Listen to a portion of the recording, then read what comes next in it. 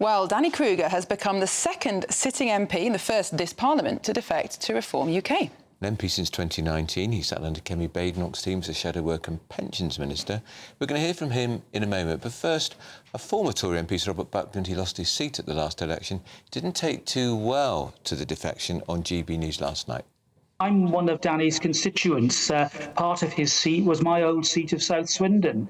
And I think a lot of us feel, well, look, we voted Conservative. We voted for a Conservative MP, and now he's gone off to another party. He should have the courage of his convictions and face the electors in a by-election. And you know, there are precedents for this.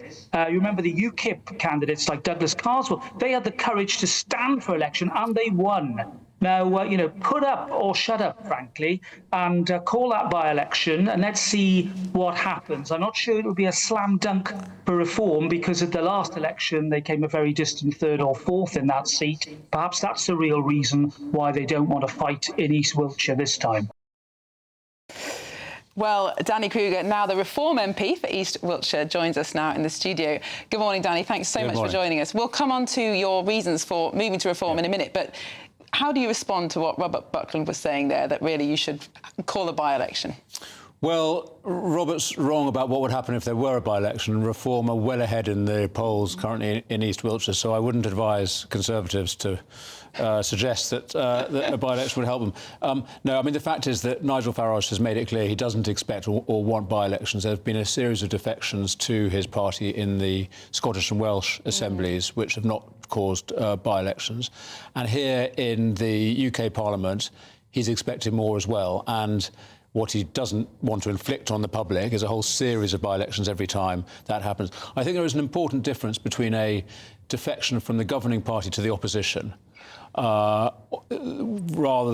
that and a move from one opposition party to the next. And what I would say is, I was elected to do the job that I am going to continue to do at the last election. I will carry on doing my job in exactly the same way, opposing the Labour government, standing up for Conservative principles, representing my constituents in exactly the same way that I always have. So they've got the same MP that they elected, and I'm going to do the same job as I always have.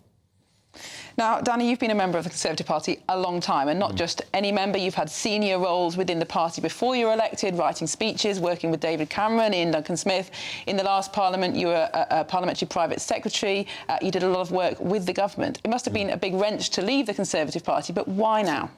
Well, yes, I mean, on a personal level, for what it's worth, it is very painful. It's not an enjoyable experience. I don't feel any sort of particular joy or sort of adulation, you know, or pleasure at this change. And on a personal level, I recognise I've caused a lot of dismay to a lot of people I really like and respect in the Conservative Party. So there is nothing personal about this. But I have come to the conclusion that in our rather brutal first-past-the-post parliamentary system, there's only one challenger to the left, and that's got to be either Reform or the Conservatives. There simply isn't space for both of them. And the reason why we are such a denuded rump in Parliament now, we, the Conservative Party, the whole right, in fact, is because we were standing against each other at the last election. And if that happens again, I don't think this country has much hope. But we are in such an advanced state of crisis. I'm afraid much of it, the consequence of Conservative Party policy in the last 14 years, but accelerated by this terrible Labour government that we have. We simply can't have another 4 years of it while the Conservatives try and sort themselves out and get back into power. We have to get behind the leader and the party that I think has the best chance of bringing real change to this country. And it's not just a rejection of the Conservative Party that I'm making here, and I do reject them with great sadness, and nothing personal against Kemi. Personally, I think she's done an admirable job, very difficult circumstances.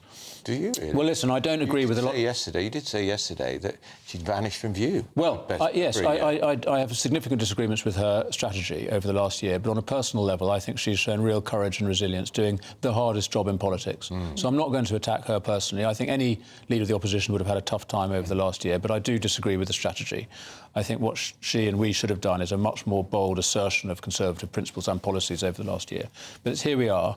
I'm not just rejecting the Conservatives, painful as that is. I'm actually enthusiastically backing Nigel Farage and the Reform Party, who I think have shown over the last year, and I hope with my appointment this is demonstrated too, they have become a real serious party of opposition with intention to be the party of government. And what they've asked me to do is to lead their preparation for government, because, as Nigel said yesterday, being so ahead in the polls, there's now a real prospect of winning. Nothing is guaranteed. And it would be irresponsible not to take the position they're in seriously and do what Labour plainly failed to do in the last Parliament, which was to prepare properly for government. So if we get into power in a couple of years' time, there will be a plan. There will be a fully worked out programme of legislation and civil service reform, vitally as well, in order to enact the policies that we're going to put to the public at the election. I'm just curious about your personal journey, Danny, because you were a speechwriter for David Cameron. I think you would find your new colleagues in Reform would say David Cameron wasn't much of a Conservative. You then carried on in the Tory party under Theresa May. I think they'd certainly say that about her, who tried to surrender Brexit. You worked for Boris Johnson, who was political director. Boris Johnson was responsible for one of the biggest surges in migration to this country ever. 1.2 million. You stayed true and loyal to the Tory party. Now you've jumped ship. Is it all about opportunism because you think it's the only way you're going to get anywhere is under Reform and possibly a ministerial job because the Tories have done more? Good challenge, Andrew. Thank you very much. Well, just to be clear, I've only been an MP since 2019. Sure. I worked for David Cameron back in the days of opposition. Right. And I supported him, and I actually did stand by.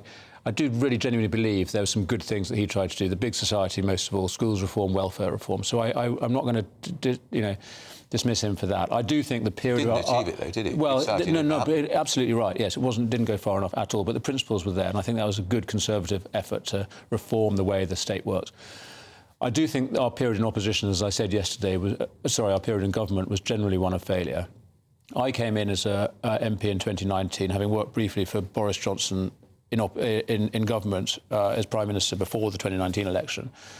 Again, I'm very, very proud of what he achieved in that year, getting Brexit done. And that was a tremendous achievement. But since then, absolutely right. And in the last Parliament, as an MP, I opposed what was happening on immigration, particularly on illegal immigration. And Miriam and I worked together on that, and we rebelled against the Rwanda policy because it didn't go far enough to disentangle us from the ECHR. So, yes, I have stood by the Conservative Party all these years through thick and thin. I have many good friendships there, and I think some good things were done, and I'm glad they were in power rather than Labour over the last 14 years. But I do think overall, those Reform voters who say nothing much changed, it's all one party, I think have a very legitimate point to make. What we need is genuine change, and you're not going to get that from either of the two main parties anymore. Now, you said that you think this country is in dire straits. You also said yesterday in your speech that Reform were interested in restoration, not revolution. Yeah. But we're seeing quite an interesting, turbulent time in politics, both here and across the Atlantic. Yeah. That huge march on Sunday. How do you interpret these times as politics go, and what's Reform's role in that? Thanks, Miriam. Well, that's a great and rather large question. In 1 minute. I think something profound is happening in our country and in our culture, and there are some sort of unattractive expressions of that, but mostly I think you've got decent, ordinary, patriotic people standing up and saying they've had enough and they don't want to be run by an establishment that despises them. And that is the revolution that is happening. But we want an English revolution, which is fundamentally one of restoration, one of bringing back the systems that used to work, that used to make Parliament sovereign, that used to make the government accountable to the people, used to make the elite genuinely part of their own country and respecting the values and the aspirations of ordinary people. That's the restoration that we need. I don't want to trash our institutions or create some sort of new Leninist future. I actually want our country back. But I actually also think that is the best recipe for the future. The modern age actually demands the old-fashioned ways of doing things, family, community, country, the things that we have campaigned for and that Reform stand for. The new age of tech can actually, I think, restore an old-fashioned vision of the local community and can bring dignity to work again, support families with wages that pay for a family life.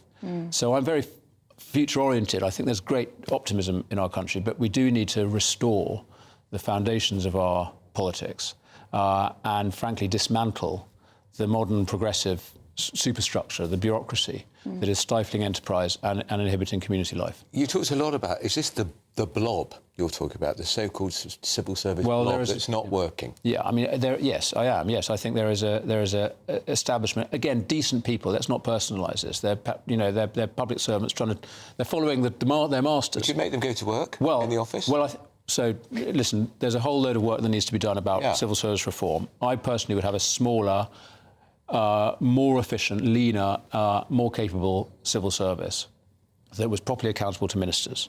I would scrap a whole lot of the quangos, the bureaucratic agencies that have taken power away from Parliament. And so that when you elect a new government, you know that the ministers who are going to be standing in Parliament representing, speaking for the government, are genuinely in charge, genuinely accountable, rather than just simply reading out the lines the civil servants have given them as sort of spokesman for the kind of permanent government, which never changes. That's the problem we've got. Now, just finally, Danny, GB News went to your constituency of East Wiltshire yesterday, spoke to a whole range of constituents. Yes, some agreed with your move, some didn't. What do you say to constituents who voted Conservative and are worried about your move? I really respect that. I think I have huge respect for people who honour the Conservative tradition, you know, who stand by the party even in tough times like this. So, I have many friends locally who I know are going to be very worried about what I've done. I hope that over the next year or so I will be able to demonstrate to them that actually it's safe to join reform, it's safe to vote reform. I'm still the same Conservative I always was. But if they genuinely want Conservative politics and Conservative change in our country, reform are now the vehicle for that. I'm going to ask you one last cheeky question. What does your mother prove? Sorry, got to ask. I feel bad.